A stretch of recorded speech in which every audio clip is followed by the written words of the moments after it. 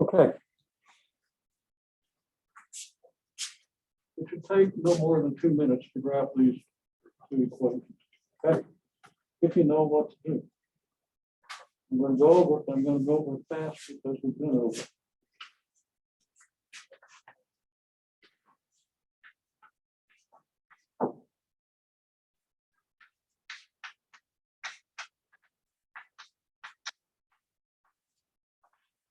We graph 4x plus 7y equals 23.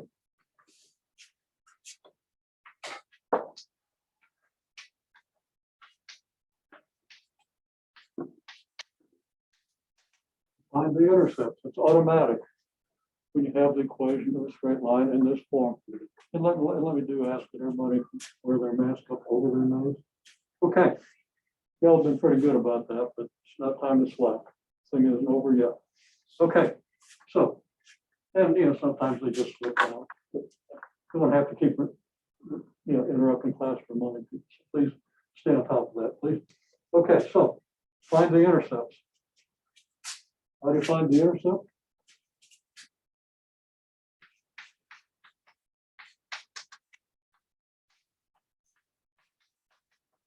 Intercept occurs when y equals 0. You really have to understand that. Because if y equals 0, that means you got a point on the x-axis, right? Because that's where y equals 0. Y equals 0 at every point on the x-axis. Okay. So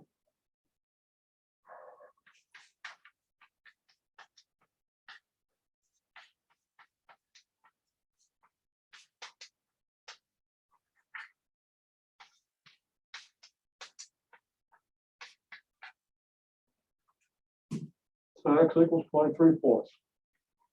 I'm going to explain that because I've done it a number of times.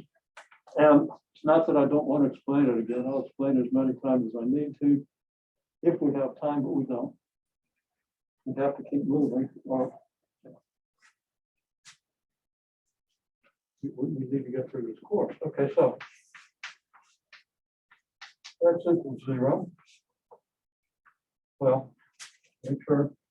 Now, I'm just telling you, if you didn't know how to do this, focus on what I'm telling you right here. If you got to watch a video 10 times, watch it 10 times. You got to go to the mark to get somebody to explain it to you because you don't understand my explanation. Do that. You got to look at Khan Academy, look at that. Look at what Open Math tells you. Do whatever's necessary. You need to know this. The fundamental things you need to know about graphing functions, and that's central to this course. Okay, so always the x-intercept occurs at x-intercept occurs with y equals 0. That's what you need to know. The rest is just applying it.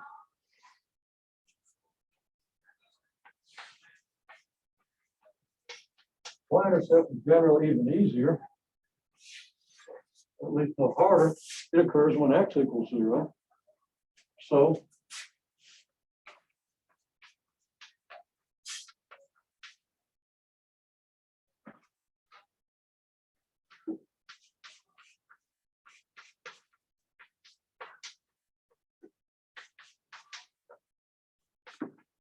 without writing the details of the algebra, which you need to know by now,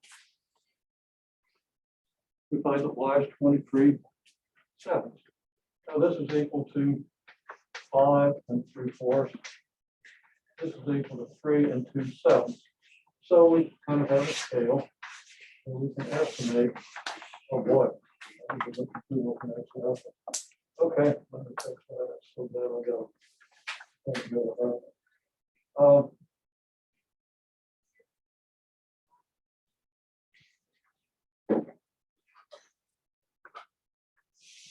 I'll go out here, so this is convenient. Okay, so we need x to go out to 5 3/4, right? Now, it's reasonable to scale the graph out to x equals 8. So we have 4 here, and 6 here, and 2 here, and then you got 1, 3, 5, and 7. And 5 3/4 is close to 6, so we're going to say that's about it. This is the point. Y equals 0, x equals 5 3/4. This is the point. At least as best I can estimate it.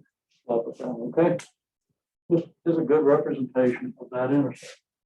Okay, this y is 3 2/7. Well, if I want to keep the scales equal, which is not always feasible, but I can do it this time, it's a good idea of how steep this thing is. Okay, so here's 4, here's 2, here's 6. Yeah, but don't like that much. It's okay. Okay. 3 2/7. Okay, that's less than 3 1/2, a little more than 3. Let's say 3 2/7 is about here. Y is 3 2/7, X is 0, so this is the point 0, 3 2/7. And if you're, if I lost my mind, yeah, you're probably right. X coordinate is 6, Y coordinate is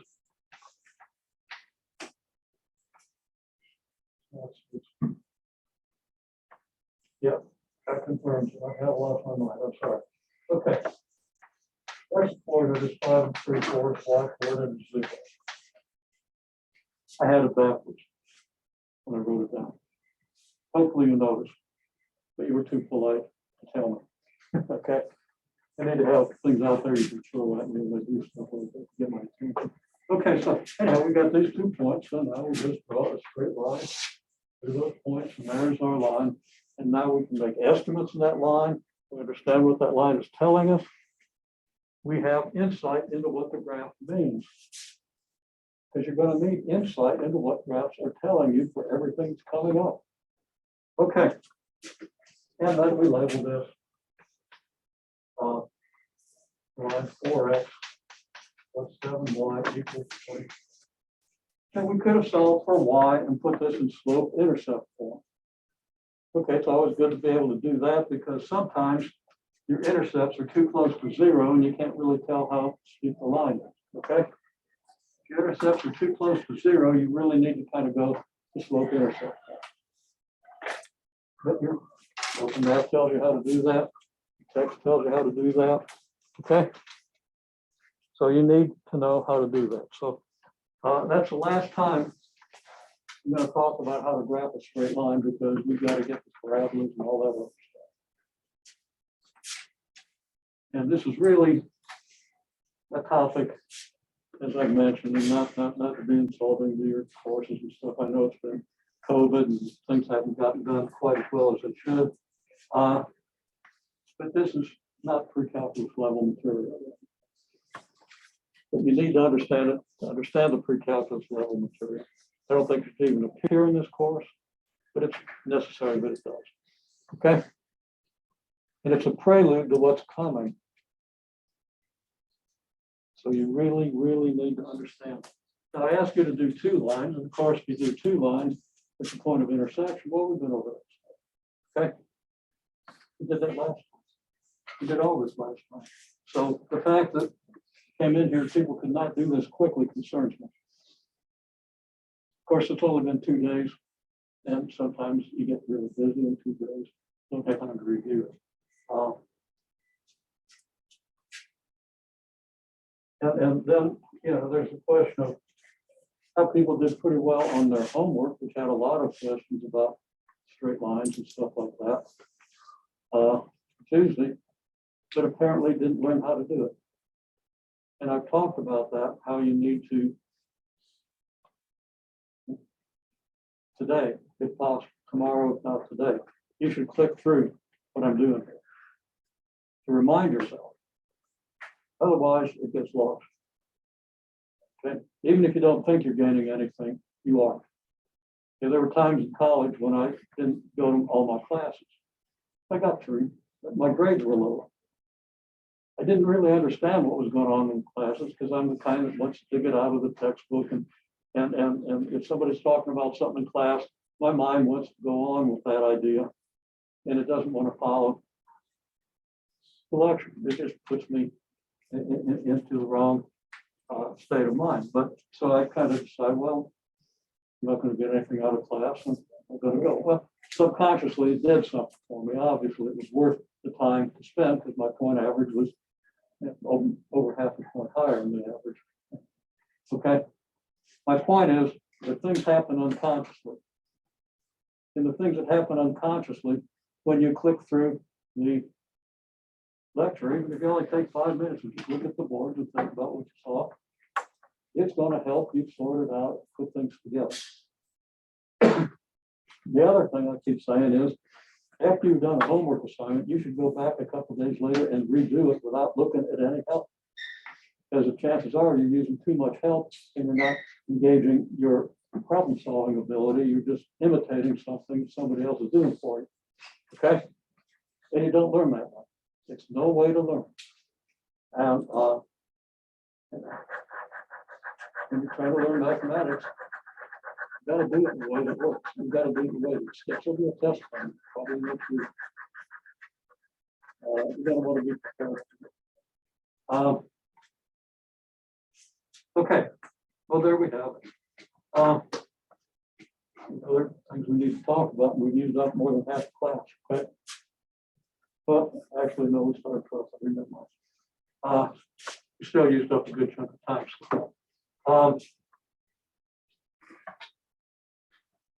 Okay. I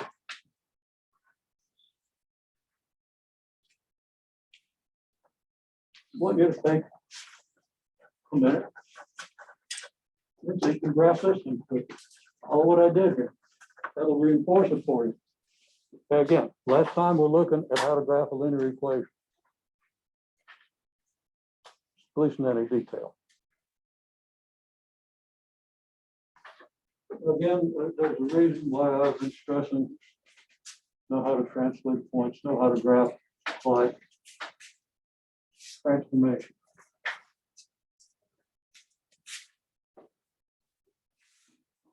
Okay, so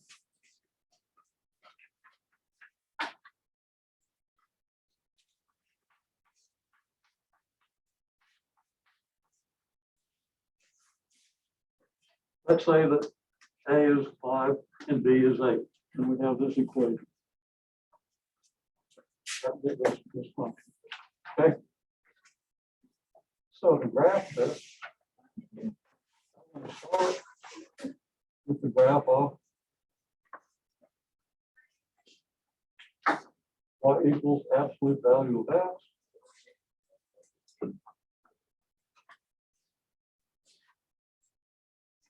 Now we're not going to get a representative scale. I'm kind of spreading out the scale here.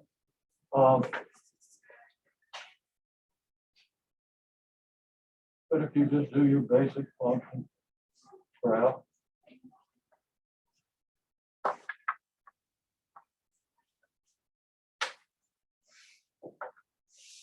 I have to assume you know how to do this for all your basic functions.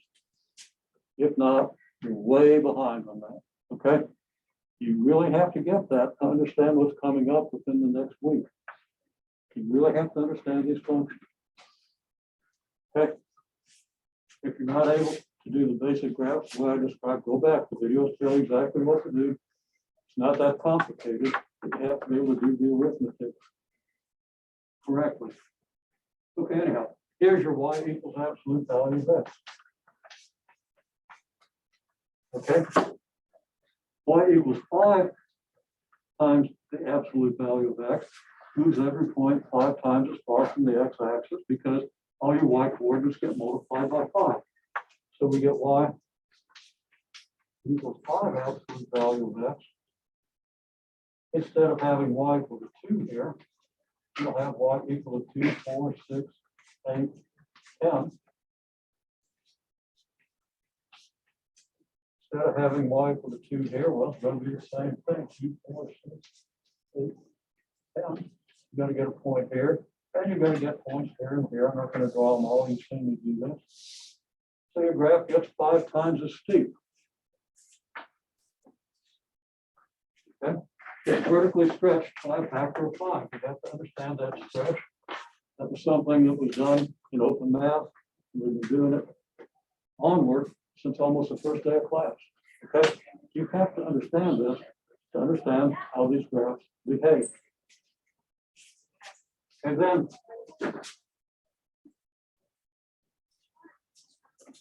we get another call it a chalk. And we do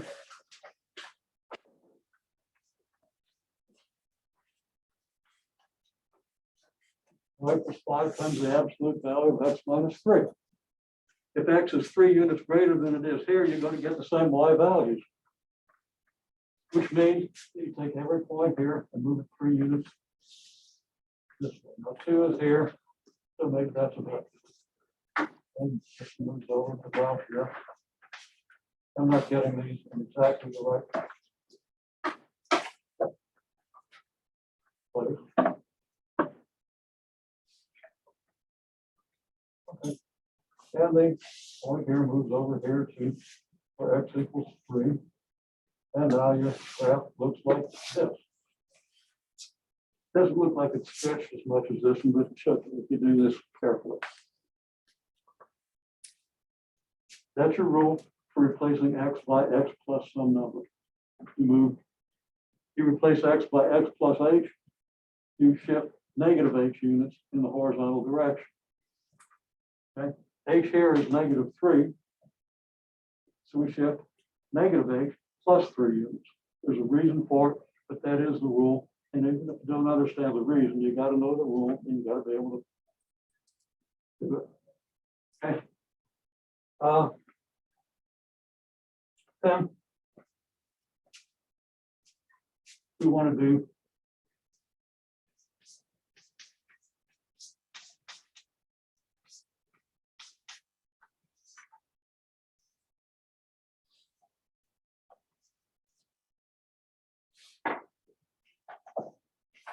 the plus 8.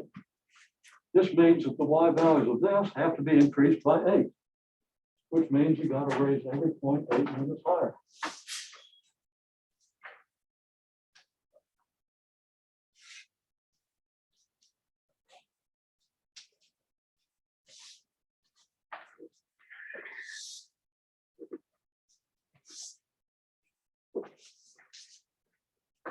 There's your graph.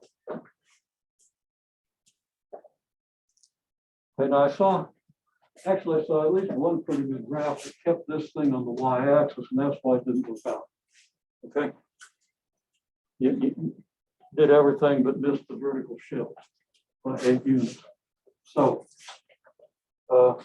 looked pretty good. I wasn't on top of it like I should have been. I should have noticed that. Okay, but there it is.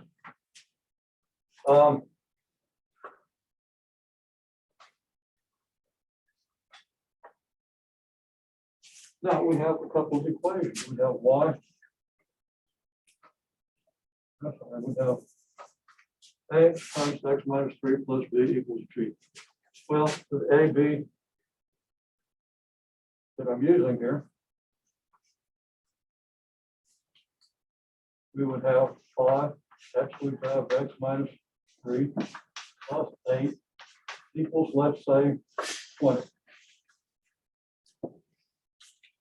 Now, I believe open math ran you through the way to solve this equation. What we know is that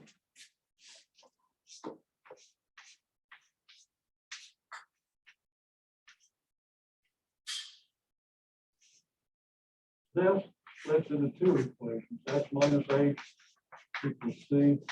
X minus h equals negative c. We did this last time. Okay. Now I kind of rely on open math to take you from there because I can't go over everything in class. Okay. That's a college level math course. I can't feed you every detail that you're going to need. You have to be able to pull it out of the book, out of the videos, out of whatever resources you have. I could do it all, but I'd go so fast you wouldn't understand a bit of it. Okay. Okay, so anyhow, you have this. What you have to do is get it into this form. In order to do that, and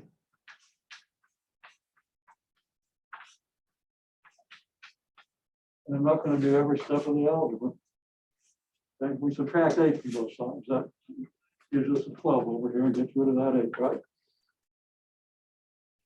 Then we divide both sides by 5.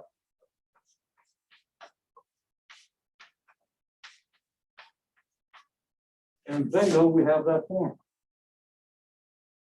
So now, rewrite it.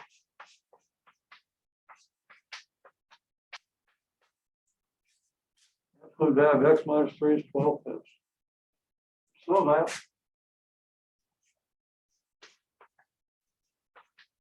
x minus 3 equals 12/5, or x minus 3 equals negative 12/5.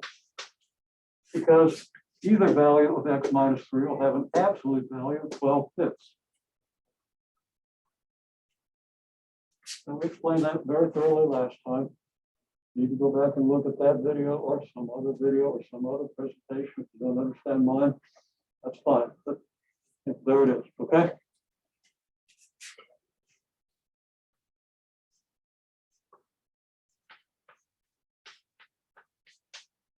So now x is 12/5 plus 3. Now, first thing we did, almost the first assignment, was how to add fractions. So you gotta know how to add fractions.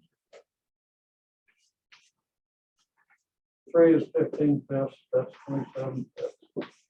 5 and 2/5. Okay.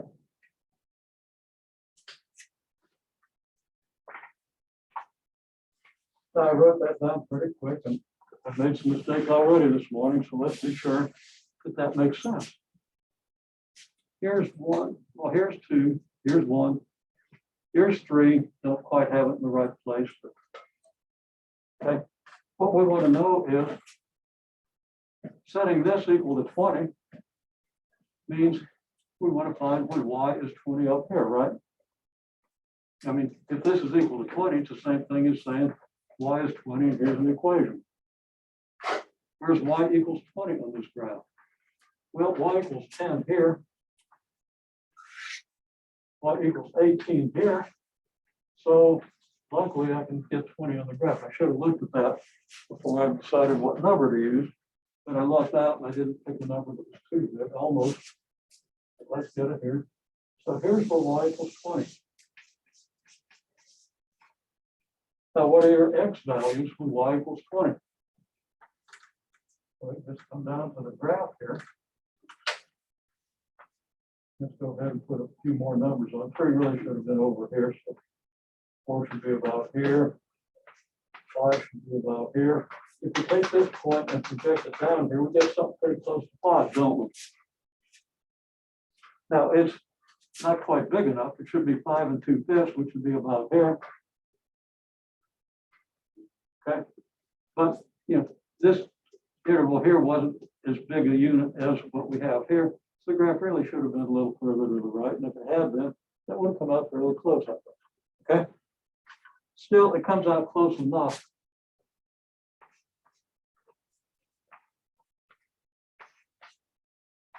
I'm going to estimate that as x equals 4.9. And that's pretty close to 5.4, which would be 5 and 2/5, right? So you need to understand when you just solve. And you might need to go back and look at the video again. Or again, something else. Okay. I'll come down here. It looks like, again, x equals 20, or y equals 20, when x equals 0.5. Well, if I subtract this, if I do this, I get x equals negative 12/5 plus 3, which equals 3/5, which is really close to 0.5, isn't it? 3/5 being 0.6. Okay, so these two solutions are consistent.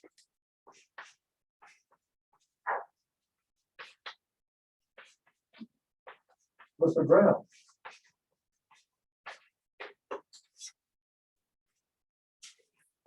You need to understand that.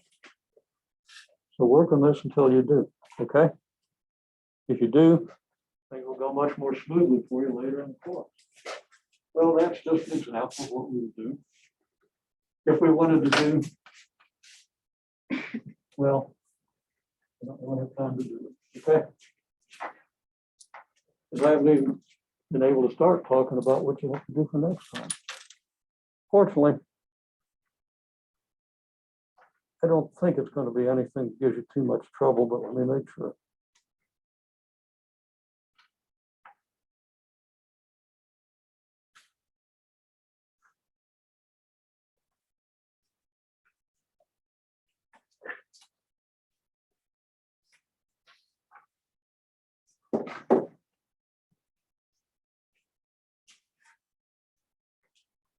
So we've got 5 minutes. So I can give you an introduction to polynomial and power functions.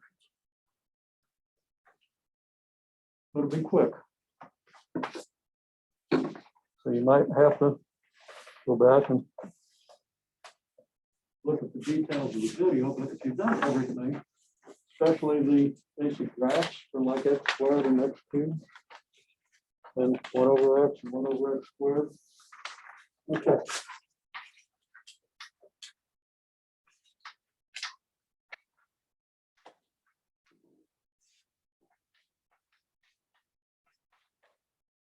Y equals x to the p. That's a power function. Example.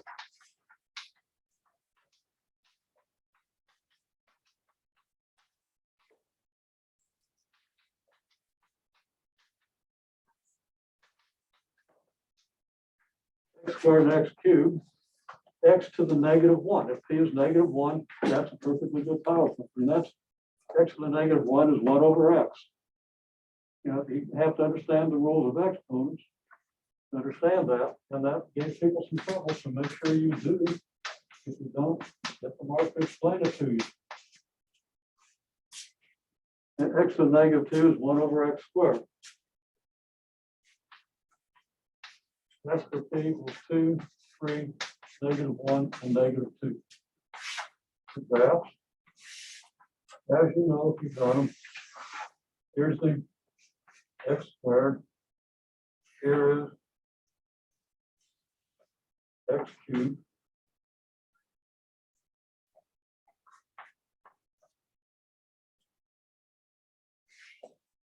Here's your x to the -1 function.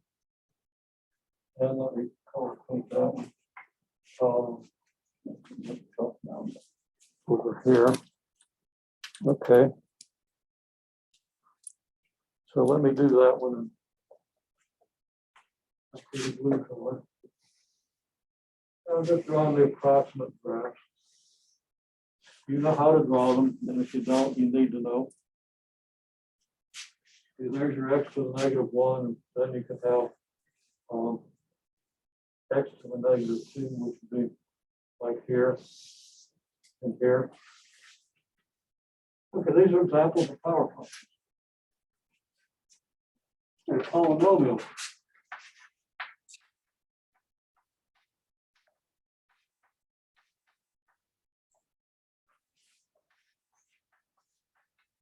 Write out the definition, it'll take too long.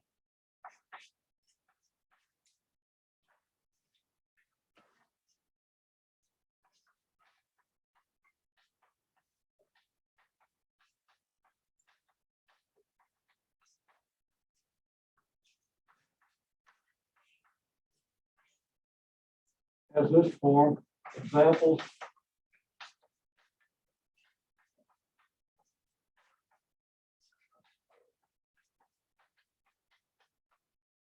Like this, okay?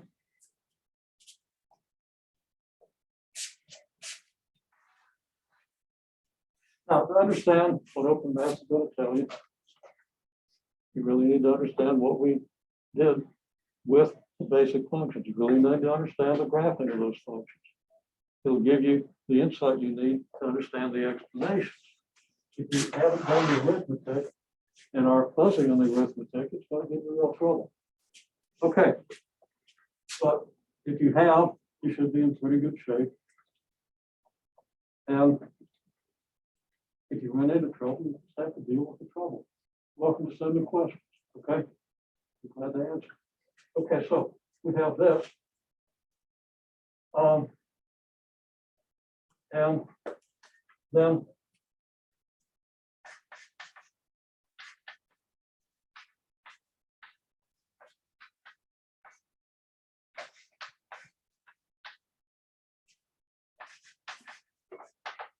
The form we would really like to see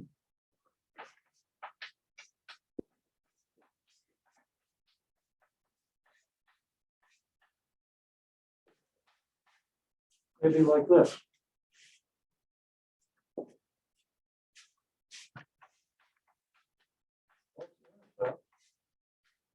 Curve.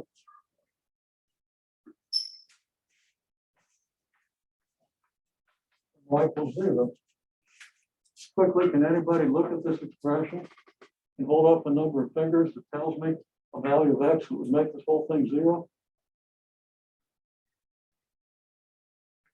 0 won't do it. If x is 0, you're going to have a -5 and a 2 and a -1, right? That could be good for the y-intercept, so hold on to that idea. Okay? Yeah, a lot of people are saying 5, because if x equals 5, you get 0 here, right? And this is multiplied by this, so if you multiply by 0, you get 0. All right.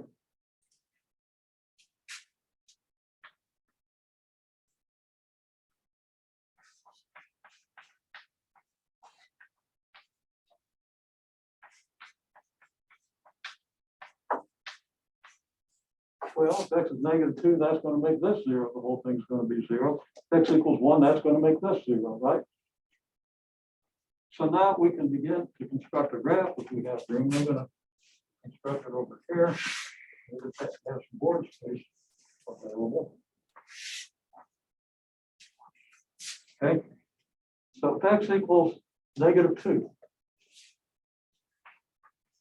or if x equals 1, or if x equals 5, the graph has to go through these points because you have the points 5, 0, -2, 0, 1, 0. So we found the intercept. That's harder to do if you have it in this form. You've got to do some factoring, which means you've got to understand your algebra pretty well. And we'll be talking about that next week. Okay, there's your x-intercept. Your y-intercept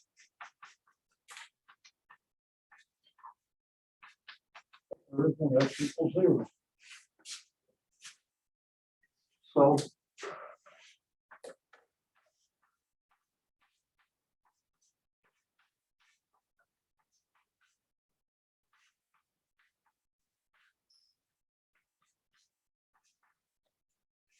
you're going to plug in 0 for x. You're just going to get 0 minus 5, which is -5. 0 plus 2, which is 2. 0 times negative plus -1, which is -1.